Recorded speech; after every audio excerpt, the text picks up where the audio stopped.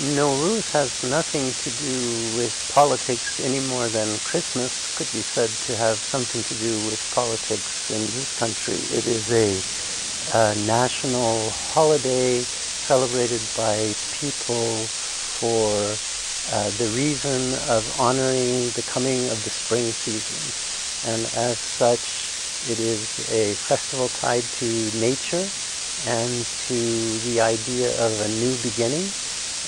It's the new year and is not in any way political and doesn't pertain to any particular group or party, but is the general holiday for everybody.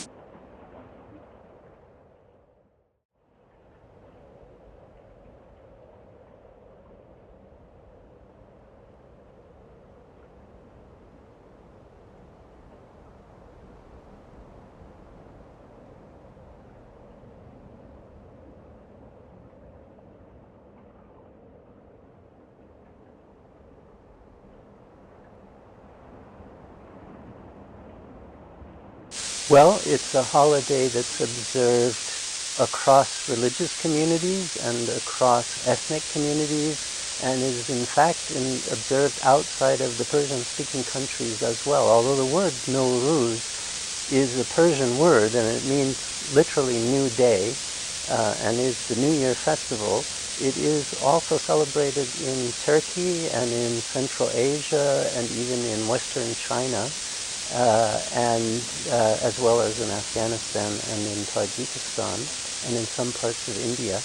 And it's observed by Zoroastrians, by Muslims, by Baha'is, by Christians, by Jews, by atheists, by people of any and no particular creed or persuasion, and by different ethnic groups, including by the Baluchis, by the Azeris, by Persians, by other Turks, by Arabs, and by the Central Asians.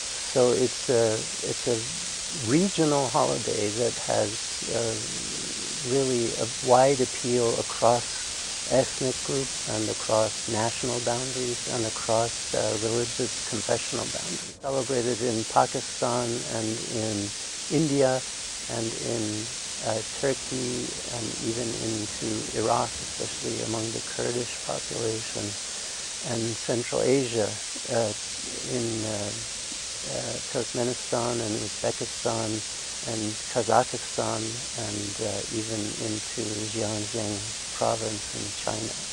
Of course, it's celebrated in diaspora by people who come from Iran or Tajikistan or Afghanistan in the places that they reside. So it would be celebrated by various student groups, including the Turkish student group and the Persian Cultural Society and other organizations that have held Nowruz parties both on this campus and at other campuses around the Chicago area. UIC and DePaul and Loyola are among those that I know of.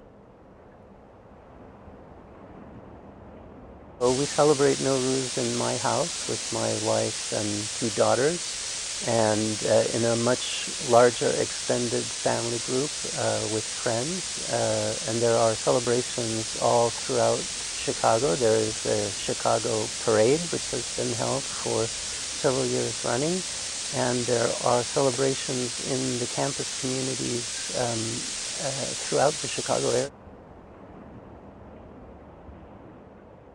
Almost every poet at the great courts of the Persian tradition would have been called upon to recite a Nowruz poem each year. Typically it had a festival of wine drinking and welcoming the spring and the blossoms on the hillsides, and all sorts of signals about the joy involved with the coming of a new year and the waning of the winter and the arrival of the good times of spring. Sure, I can give you a couple. Here is one from Rabbi Moses Abu Harun ibn Ezra, who came from the city of Granada in Andalusia, and it's written, probably around 1100, originally in Hebrew, but written out in the Arabic script. Drink, my friends, winter is done, and time doffs its hoary robes. Bearing the sun through the house of the ram, time casts its youthful cloak down the slopes and valleys.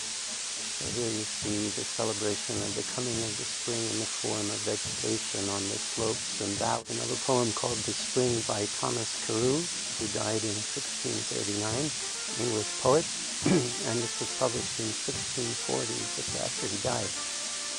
Now that the winter's gone, the earth hath lost her snow-white robes, and now no more the frost candies the grass or casts an icy cream upon the silver lake or crystal stream. But the warm sun thaws the benumbed earth and makes it tender, gives a sacred birth to the dead swallow, wakes in hollow tree the drowsy cuckoo and the bumblebee. Now do a choir of chirping minstrels bring in triumph to the world the youthful spring. And it's exactly that aspect of the renewal of nature that's represented particularly at the equinox as the first day of the spring, and also the beginning of the zodiac. It's the first day in the first month of the zodiacal calendar that Nowruz represents. May the spring bring joy and renewal with it to everyone.